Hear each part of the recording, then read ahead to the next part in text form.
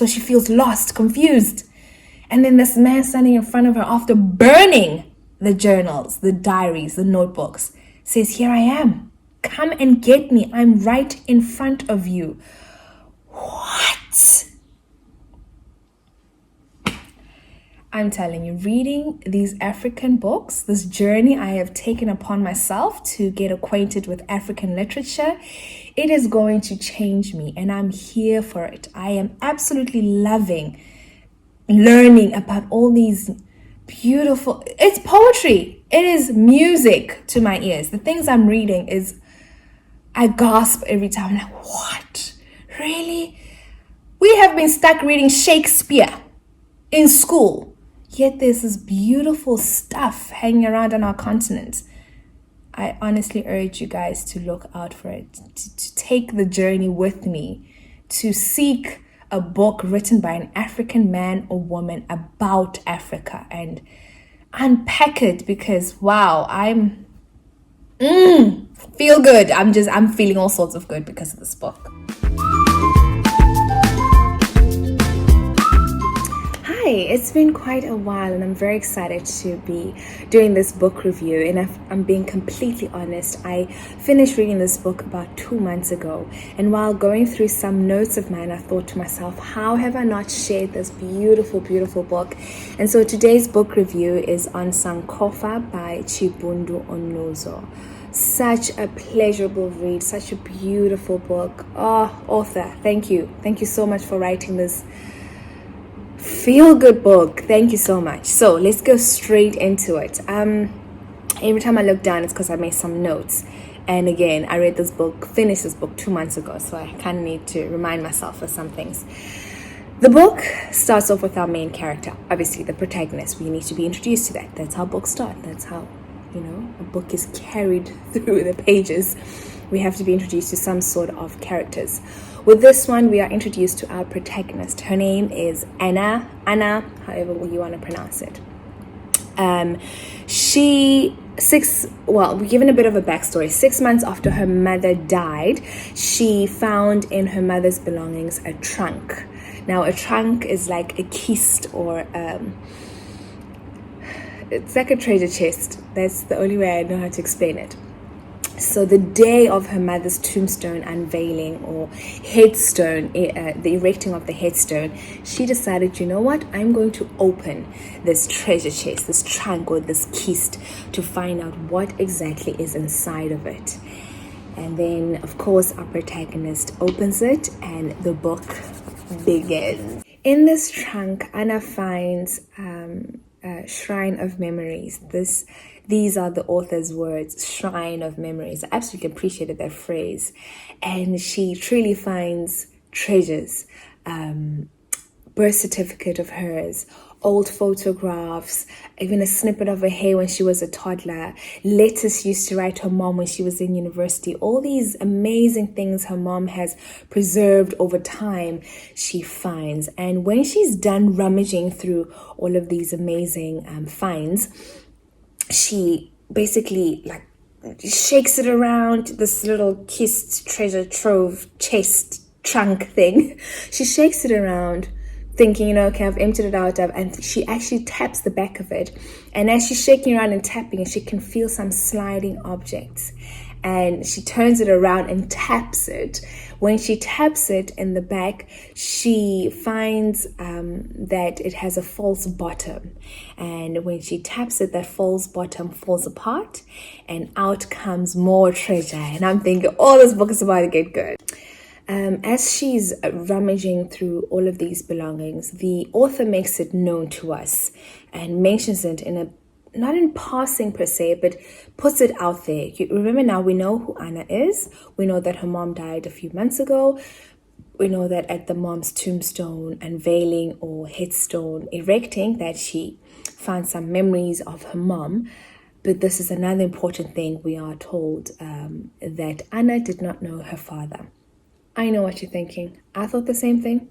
I thought to myself, can we not have another African child who has no idea who her father is? Please, can we not? Do not start there. Don't do this to me. Nope, we're not going to do this. I thought the same thing. And so it was. But it really gets good, so you have to hold on. We find out that Anna is a child who was fathered by an African man, and she has no idea who he is. But she knows his name, and I think she has a faint idea of what he looks like. Now, remember, she turns over the trunk, she taps it, this false bottom comes apart, and out comes about, I think it was two, hang on, let me be sure. Yes, 2 notebooks fell down and an old photograph. Now, this was for me the most exciting part of the book. We're only in chapter 1. We're only in the beginning. So as I'm reading this, I'm thinking, oh, yummy. Let's find out what these notebooks, any book, I do not care. Any book that tells you about a book makes it so much easier to read the book. I don't know if I'm making sense. This is a book. The main book we are talking about is Sankofa. However, it's about 2 notebooks. These are the journals of Anna's father that she never knew. As a reader, I was so satisfied. I was like, I want to know the guy too. So it was a page turner. It was just brilliant. I absolutely enjoyed that, the method of writing, the style of writing, and even the way she laid out the entire story. I absolutely enjoyed that. Remember now that Anna has opened up this trunk, this treasure chest, and the 2 notebooks fell out and an old photograph. Now, the description of this photograph. Are you kidding me? I absolutely loved it. I'm going to read it word for word. It said, the man in the picture was the darkest tint in the human spectrum. Clean shaven, smooth skinned, almost oiled. I'm sorry, just give me a moment to process that image. Smooth skinned, almost oiled. This is where we just thank our ancestors, because a beautiful black man was just described in this book. And I'm talking black. It specifically says the darkest tint in the human spectrum. Whoo! I see him. I visualized and I saw a beautiful black man. Absolutely enjoyed the description of Anna's father. And the back of the photograph was the name saying Francis K. Agri. Now, she knew the name. And I think she faintly knew her father or what he looked like because of what she looked like. We're going to get into that. So she had an idea, but every time she would ask her mom about her father, her mom would brush it off or really not give her much information. So for her to sit in this moment, to find these 2 notebooks and a picture to accompany them, as a reader, I was like, let's get into it, Anna. Let's read. Let's find out who your father is. I will hold your hand through this entire journey, and we're going to find out who your father is. I loved the way this book was laid out. The first notebook, the first entry in the first notebook, I'm already obsessed with Anna's father, Francis K. Agri. We get to know this man. I beg your pardon. He's witty. He's got attitude. What he says, he says. He doesn't beat around the bush. Very straightforward. I'm already in love with him. And he writes so beautifully. So we find out that in one of the diary entries that he is sitting in the British Museum, and he specifically went to the African literature or African section of the British Museum. And as he's sitting there, he's looking around, and he sees some masks from his ancestors. And he cannot not notice that these were stolen from my ancestors. And Anna's father notes again in his notebook that I'm sitting here in the British, I'm paraphrasing, I'm sitting in the British Museum and there are masks all like displayed around, and people are looking, they are onlookers. And Anna's father basically says, you know what, one day I'm going to climb inside this glass and oblige them. I just love the attitude. I'm here for it. I'm here for that man's attitude. We find out again that Francis Agri is Ghanaian and he speaks Fanti. These are little entries in the notebook. And as Anna proceeds to read the notebook, again, as a reader, you find out more about the father. Now, the one thing that was, I was thinking to myself, please don't. Oh, you went there. So let me explain.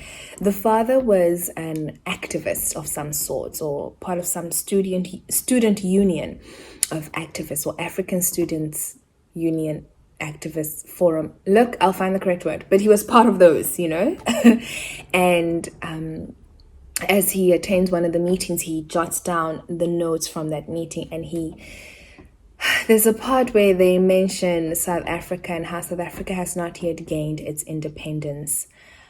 I remember rolling my eyes so hard, thinking, please. Obviously, they were alluding to apartheid, and I'm thinking, can we not? You know how I feel, African writers. You know how I feel when you guys start mentioning these obvious things that have been happening on our continent. Come on now. We've been through this. We spoke about this. But I let it go because it was only chapter 2. And I thought to myself, surely the book has so much more to offer. So I let it go. I wanted to know more about Francis K. Agri. I wanted to know more about Anna's father. So I let go the whole African Political Union Students Forum, whatever it is he was part of. I let it go. So as Anna is reading the pages of the first notebook, at this point, I'm already looking for a plot twist, because there was a point as I'm reading, thinking to myself, but is he your father? Like, I was looking for that. I know early on in the book, again, the thing that threw me off was the whole, South Africa's not getting its independence. Anyway, so I was reading on, and Anna was reading on, and me as a reader, I was reading what she was reading. And she's comparing herself to her father, trying to find similarities. I have no idea what's wrong with my voice today. I apologize. She's trying to find similarities between her and her father. And, she's she's literally grasping at straws. Like, she just found this man. She has just found the pages of the father that she never knew. So, of course, as a child, you're trying to, oh man, he was like this. He was like this. I, as a reader, was enjoying his witty attitude. And Anna, too, was trying to, there were similarities that she felt that she and her father shared. This is a need for every child, I suppose, to find a connection between a parent. This is going to be very relevant as I speak more on the book. Now, again, the author every now and again makes it a point to explain a few things in the book. And some things she just brushes over and some she goes into detail. Now, there's a point where we find out that Anna is mixed race. I don't know how relevant or irrelevant at this point the information is, but as the book goes on, you'll find out. And as a reader, you're thinking to yourself, okay, I'm all for inclusivity. It's okay. I'm all for representation. Let's get going. Let's get the juice of the story going. It was really a focal point in the book, but in the beginning you do not yet appreciate the little information that was given to you, that okay, Anna's father is a black dark African man, and her mom is a white British woman, and therefore she's mixed race. So we're gonna find out how relevant that whole distinction is. Oh, it was so good. Okay, hold on, we're gonna get to it. Remember, now we are given a character sketch. Okay, we know Anna, her mom died a few months ago. She discovered the notebooks of her estranged dad that she's never met or has never known, but knows something about. And now the author, again, is giving us more information, more backstory about Anna. We're painting this character sketch, basically. So, Anna is a divorced woman. Her husband had been unfaithful to her, and she is currently seeing a divorce lawyer. She and her husband have been at this point separated for about 2 years. So there was no real urgency to finalize the divorce. One of those, whatever. And she had just discovered or found the notebooks of her father. So the urgency was more so, I need to meet this man. Is he even alive? Oh my word, I just found out about my father. I'm reading the notebook or notebooks that he left. I have a picture of him. There's a sense of yearning. I need to go and meet my father. If he even is alive, I need to meet him. I need to know about this man.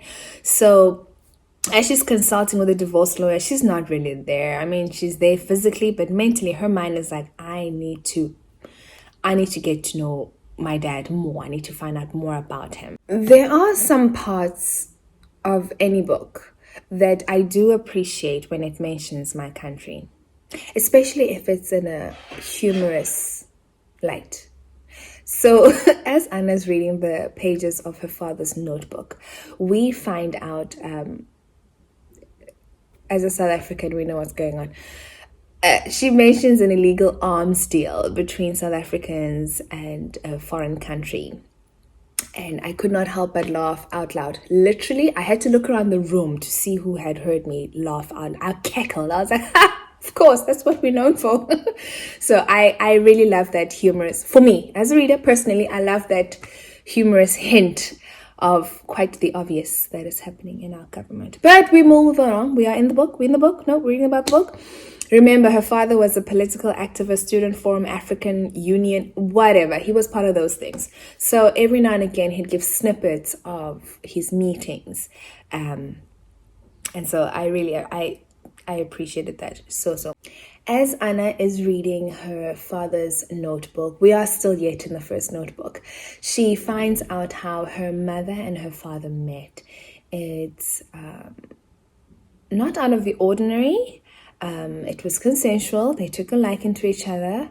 You're going to have to read the book to find the details as to how they met. For me, it was one of those like, oh, okay. I mean, as a reader, you need to know how they met. It's one of those things. Like, you can't just go, oh, and Anna was born. I'm sorry, did we skip a whole life? So you'll read the book as to how they met. But we find out some of these snippets in the first notebook. So Anna is pleased with herself. She's enjoying this journey in time that the first notebook has taken her. She has officially completed the first notebook, and now she has this urgency and this drive to meet her father is way more emphasized within her. So Anna begins to open up the second notebook, and in the second notebook she finds newspaper clippings, and in this second notebook there's way more juice about her father. He was some sort of revolutionary, for the people, a political activist. This time it's not even like in a student setting or student forum. He was all out in it. He was really, really an activist. And he even got arrested once upon a time. And after he left jail, released, he ran for president for his country. I'm thinking, I'm sorry, Nelson Mandela, is that you? And then he runs for presidency, and then he wins. I'm thinking, Nelson. Was that? No? Okay. He wins and he becomes the first ever prime minister of Bamana. And when the constitution of that country is revised or a few things change politically, he just morphs into the role of also becoming the first ever president of Bamana. So he was basically in the same role for a while. It's just constitutionally they would, they just, same with South Africa. We used to have prime ministers, and then when Nelson Mandela came in, he was the first president. So, was he? My goodness, where am I? Who was F.W. de Klerk? Yeah, he was the prime minister. He was the president. History. Anyway, there was a point in time where we also had prime ministers, and now we have a president. Okay, that's the point I'm trying to make. So the same was with Anna's father. Now, already as a reader, once again, you're thinking, what are the chances? Like, what? You read in the notebooks of your father and you find out all of this. He was an entire president, prime minister, first ever of a country. We need to get to know this man. When are we leaving? When are we packing our bags to go to this country called Bamana to go find out about this man? Because, wow, I, as a reader, want to know more about this man. As I mentioned before, Anna's father served for quite a while. He was the first prime minister of the country. Then, because of constitutional changes, it morphed into the first president of the country. And in the notebooks, Anna finds out that he has served for about 30 years. My mind quickly went from Nelson Mandela to Robert Mugabe. I was like, I'm sorry, who are we talking about now? Anyway, back to the book. So we find out that Anna's father was quite the guy. Head of state.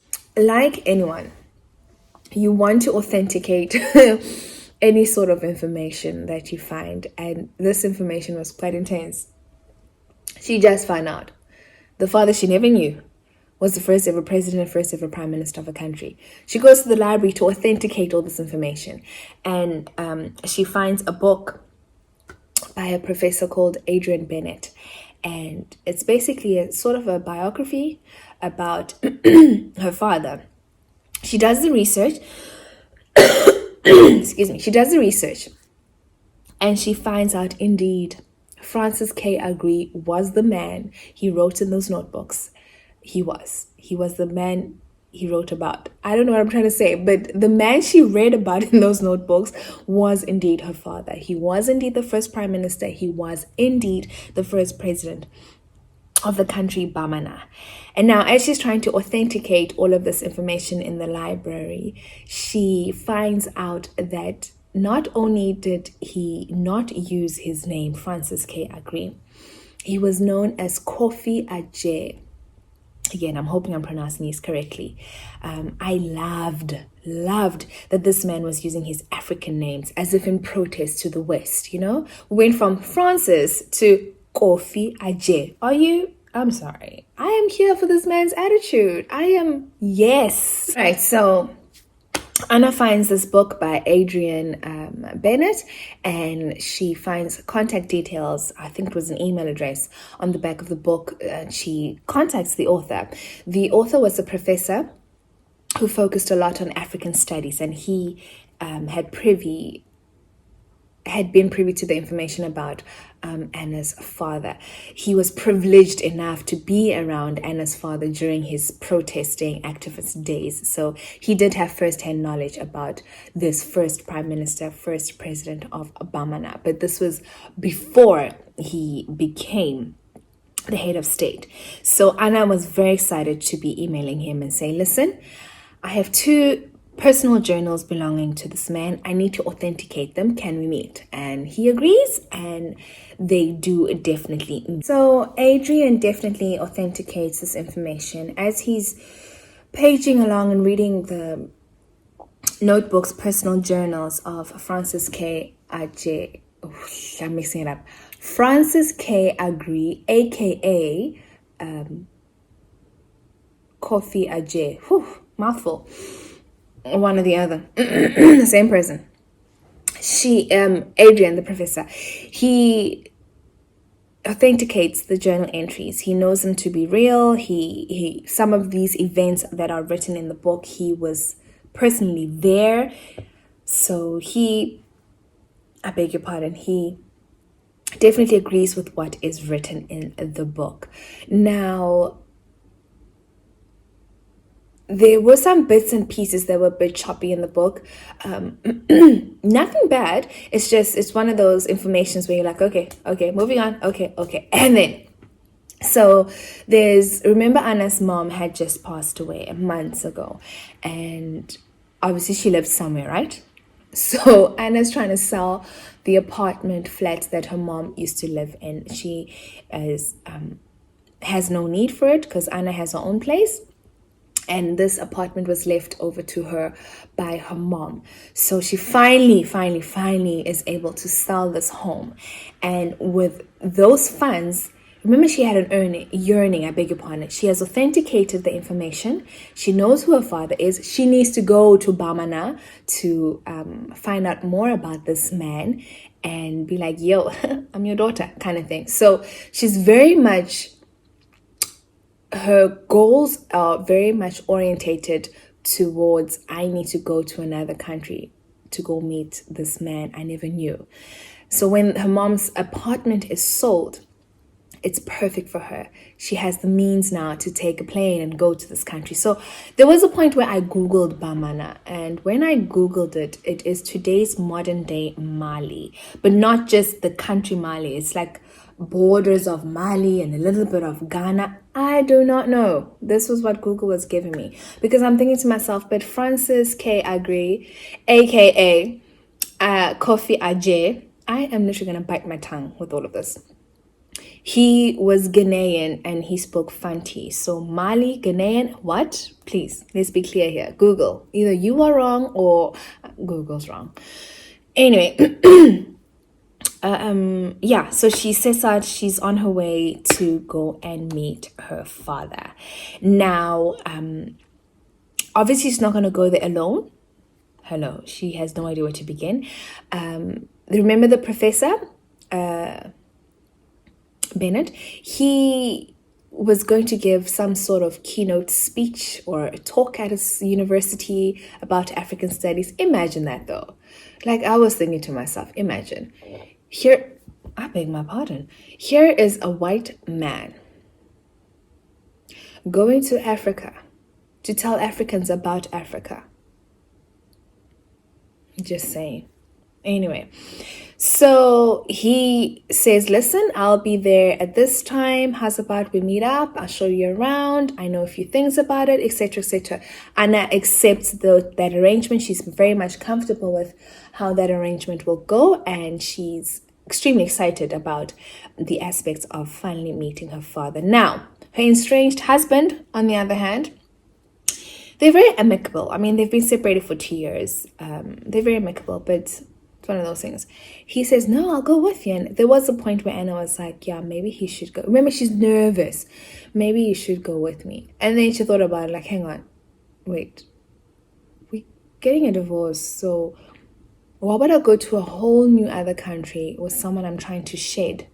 No thanks. So that again, like I said, there was some information when you thought, oh my gosh, can we just get to the juice? Can we get to Bamana?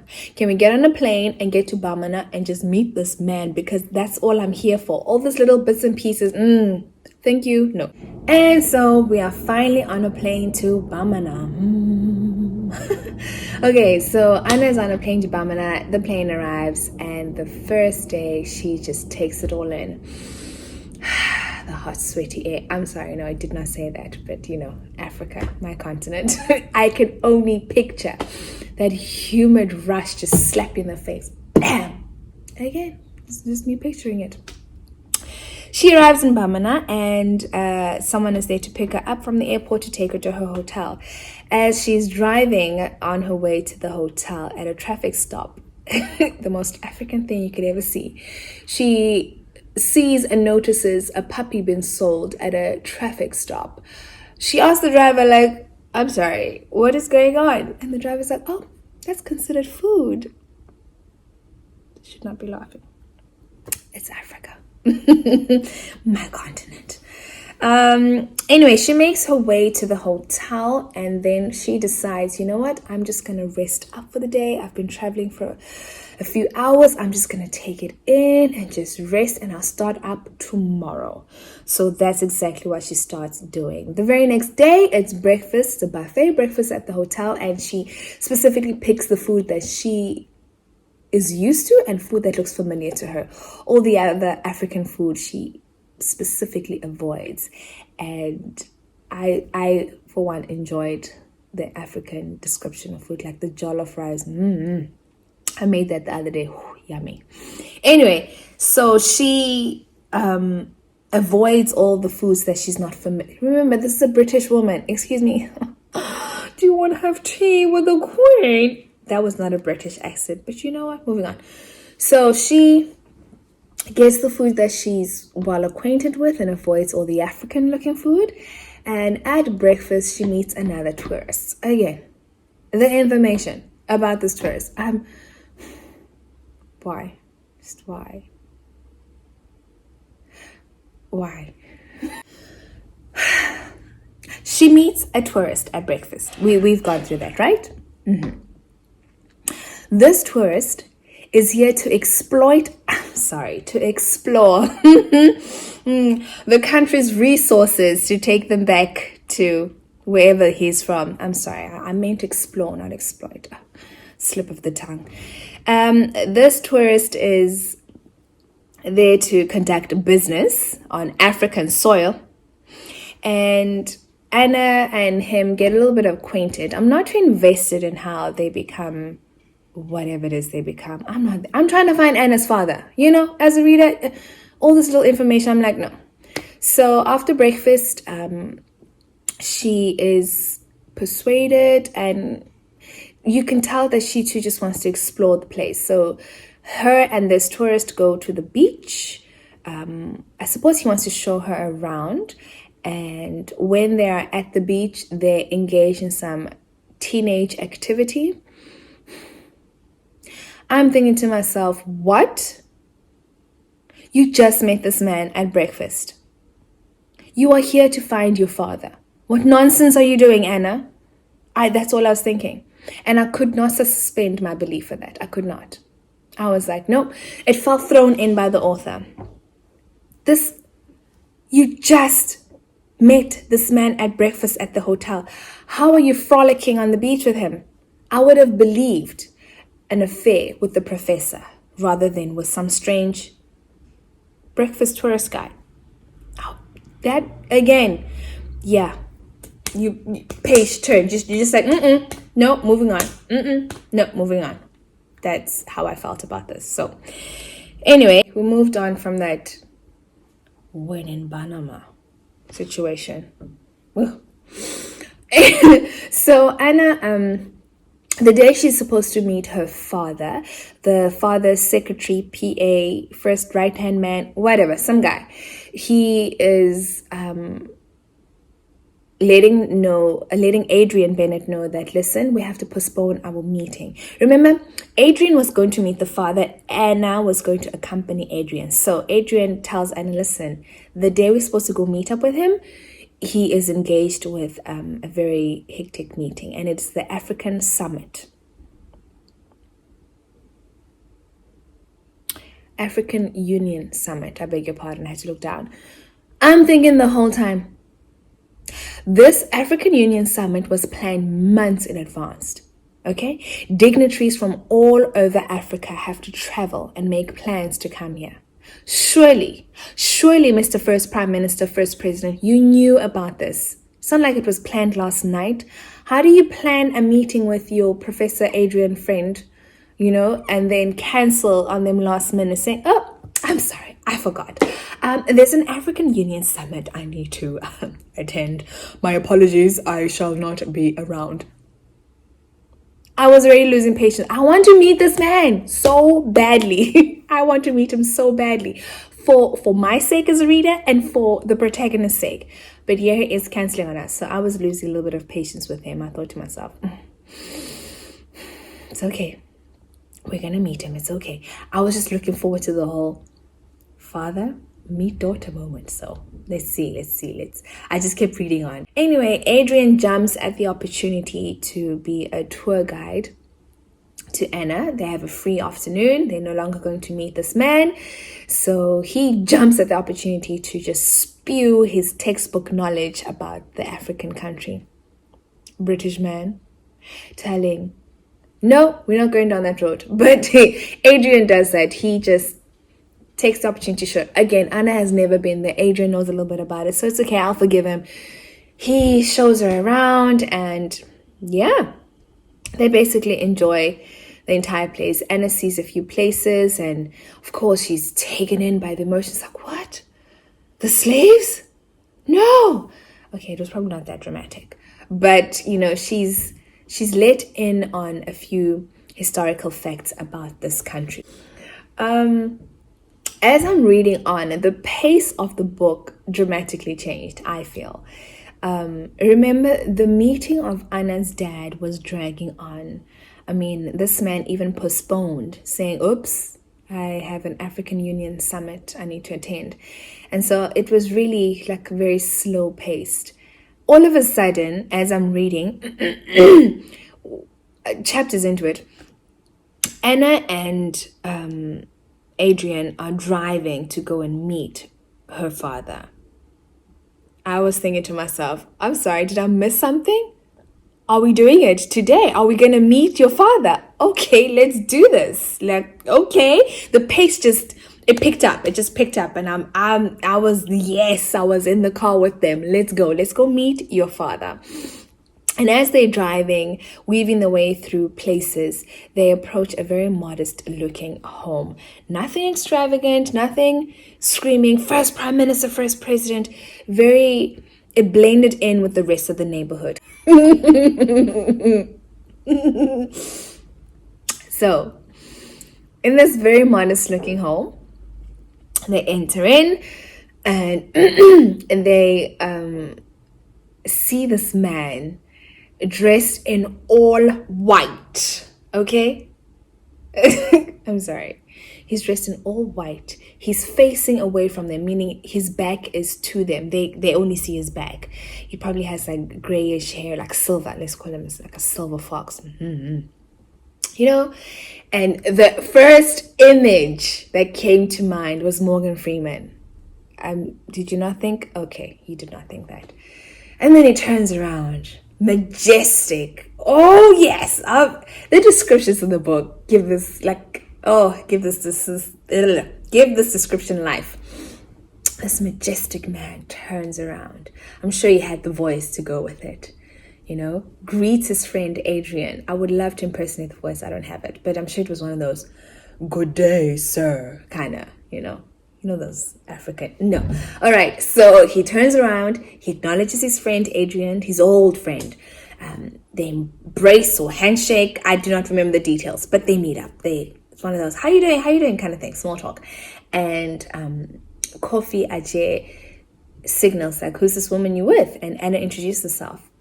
Doesn't even waste time. He's like, we have to go to breakfast. And I'm really sure he said it with that, it is time for my breakfast kind of thing. Again, my impersonations just work with me. So they go to the breakfast table. They sit there. Kofi and Adrian are having the chat of their lives. It's a big old catch-up session. Anna cannot find gaps in their conversation to, interject and be like, yo, I'm also here at the same table as you guys. And I'm your daughter. She could not find that opportunity. So eventually, when the conversation between Kofi and Adrian dies out or fizzles out a bit, that's when, Kofi acknowledges the presence of Anna. And as a reader, you're like, let's go. Just blurt it out. Don't even just get it all out. Who you are. Just tell him. And so, Kofi asks Anna, so what business do you have here in Bamana? I'm sorry, I need to personate. What business brings you here to my country? And Anna basically says, you knew my mom. I'm your love child. Ta-da!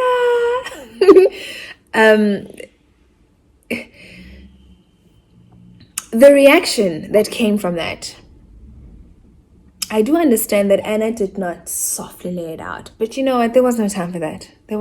As a reader, you're also like, get it out. Just get it out. So the reaction from that, Kofi was quite livid. Like, he was not having it. He probably thought to himself, who is a strange looking, she's not even African, Like, who is she? What is she on about? What claim is she starting with now? I am not there with this. Basically, guys, get out. Just get out of my house. We're not having this. Like, it was very aggressive, his response to the news. It wasn't very welcoming. Anna, of course, is very upset about this, but she's thinking to herself, stuff it. I'm here in an African country I've never been to. I'm going to explore the place. And so she does that for a few days and she ignores all of Adrian's phone calls. Eventually, Adrian goes to the hotel and spots Anna or sees her or waits for whatever. They meet up. And he's like, dude, I've been trying to get hold of you. Why have you not been answering my calls? And Anna's also very... she's not really upset, but not really interested either. Whatever, it is what it is. And Adrian says, there's someone here to speak to you. He is from Coffee. And I think Anna meets up with this man. This man passes the phone to Anna saying, you need to speak to Coffee. And a second meeting is arranged. Now here I have hopes as a reader that this meeting will go down way more smoothly, because clearly Coffee is interested now in the situation that has happened. So Anna decides to meet Coffee. What needs to be noted though is the name change. I keep jumping from Coffee to Francis. Now Anna knew Francis. She read the 2 notebooks of Francis. She knew the student union activist Francis. She did not know the elected first prime minister, first ever president, Coffee. Now in her mind, the second meeting, she said to herself, she's like, I am going to meet Francis. This is the same guy. Stay with me. Same person. Just 2 different chapters. No, chapters, that's referring to the book. 2 different phases of life. She knew him, or she read about him. She knew what she read about him as Francis. She had no idea who Coffee was. So the second meeting, she had prepped herself to finally get to the bottom of Francis.